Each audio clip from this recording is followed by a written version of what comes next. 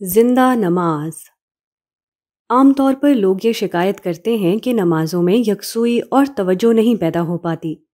عین نماز کے وقت ساری دنیا کے خیالات آنے لگتے ہیں، جس کے نتیجے میں نمازیں بے روح مشق بن کر رہ جاتی ہیں اور اطمینان قلب حاصل نہیں ہو پاتا۔ یہ شکایت بالکل درست ہے، مگر اس کو دور کرنا زیادہ مشکل نہیں ہے۔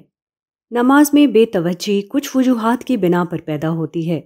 ان وجوہات کو دور کر لیا جائے تو مکمل طور پر نہ صحیح، لیکن مجموعی طور پر نمازوں میں کافی بہتری لائی جا سکتی ہے۔ نماز میں توجہ کے ضمن میں بنیادی بات یہ سمجھنے کی ہے کہ توجہ کا تعلق شعور سے ہے۔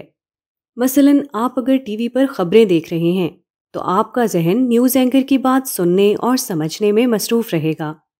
بات کو سننے اور سمجھنے کا یہ عمل آپ کے شعور کو مسلسل ٹی وی کی طرف متوجہ رکھتا ہے۔ اب فرض کیجئے کہ یہ خبریں انگریزی میں آ رہی ہوں اور آپ کو انگریزی نہیں آتی، تو سوچئے کیا ہوگا؟ آپ کتنی ہی شعوری کوشش کر لیں، آپ خبروں کی طرف متوجہ نہیں ہو سکتے، اس لیے کہ جب آپ کا شعور خبریں نہیں سمجھ سکے گا تو وہ کچھ ہی دیر میں کسی اور سمت متوجہ ہو جائے گا۔ چنانچہ یہاں سے یہ بات واضح ہوئی کہ اگر کوئی بات سمجھ میں نہیں آتی تو ہمارا شعور اس کی طرف متوجہ نہیں رہتا۔ نماز میں بے توجہی کی پہلی بنیادی وجہ یہی ہے کہ ہم نماز کے دوران میں جو کچھ اذکار پڑھتے ہیں وہ ہمارے لیے کچھ رٹے رٹائے الفاظ ہوتے ہیں۔ ہمیں ان الفاظ اور اذکار کا مطلب معلوم نہیں ہوتا۔ جب مطلب ہی نہیں معلوم تو ہمارا شعور دوسری سمت متوجہ ہونے لگتا ہے۔ ہم لاکھ کوشش کریں، بار بار اس کو نماز کی طرف لائیں، ذہن کچھ دیر میں پھر کسی اور سمت نکل جائے گا۔ یہ ذہن کا فطری کام ہے، ہم کسی مصنوعی کوشش سے اس کو نہیں روک سکتے۔ چنانچہ نماز میں توجہ کے لیے پہلی ضروری چیز یہ ہے کہ نماز ترجمے کے ساتھ یاد کی جائے۔ نماز کے متعین اذکار بہت کم ہیں، کوشش کی جائے تو تھوڑے دنوں میں سب کا لفظی اور بامحاورہ ترجمہ یاد کیا جا سکتا ہے۔ اس کا اہتمام کرنا چاہیے۔ اس کے بعد ایک دوسرا مسئلہ سامنے آتا ہے، وہ یہ کہ بہت سے لوگ جن کو نماز ترجمے سے یاد ہوتی ہے، ان کی توجہ بھی نماز میں باقی نہیں رہتی۔ یہ شکایت بھی درست ہے، مگر ایک دفعہ پھر اس کی وجہ ذہن کے کام کرنے کا طریقہ ہے۔ اس طریقے کو ایک دوسری مثال سے سمجھیں۔ جو لوگ نئی نئی گاڑی چلانا سیکھتے ہیں وہ دوران ڈرائیونگ ہر کام سوچ سمجھ کر کرتے ہیں، مگر جن لوگوں کو گاڑی چلانے کی عادت ہو جائے وہ گاڑی سٹارٹ کرنے سے لے کر بریک اور گیئر لگانے تک ہر کام لاشعوری طور پر خود بخود کرتے ہیں۔ ذہن کی یہ خصوصیت ہے کہ جن کاموں کی عادت ہو جائے وہ یہ کام خود نہیں کرتا، بلکہ ہمارے اعصابی نظام کے اس حصے کے حوالے کر دیتا ہے جسے ریفلیکسز سے تعبیر کیا جاتا ہے۔ یہ ایسا ہی ہے جیسے پائلٹ جہاز کو اڑانے کے بعد اسے آٹو موڈ کے حوالے کر دیتے ہیں۔ چنانچہ انسانی ذہن معمول کے طور پر کیے جانے والے کاموں کو اعصاب کے آٹو موڈ کے حوالے کر کے خود فارغ ہو جاتا ہے۔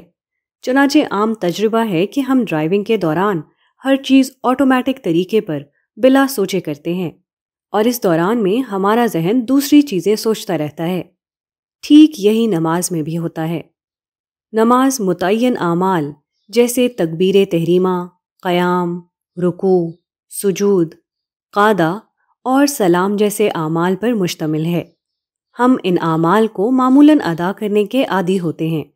چنانچہ جیسے ہی ہم تکبیر تحریمہ کے لیے ہاتھ اٹھاتے ہیں، ہمارا ذہن سارے معاملات ریفلیکسز کے حوالے کر کے آٹو موڈ آن کر دیتا ہے اور خود دوسری چیزیں سوچنے میں مشغول ہو جاتا ہے۔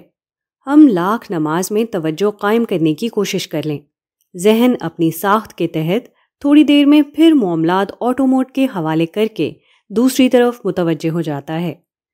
نماز چونکہ اجتماعی عبادت ہے، اس لیے اس کا طریقہ ایک رکھنا ضروری ہے۔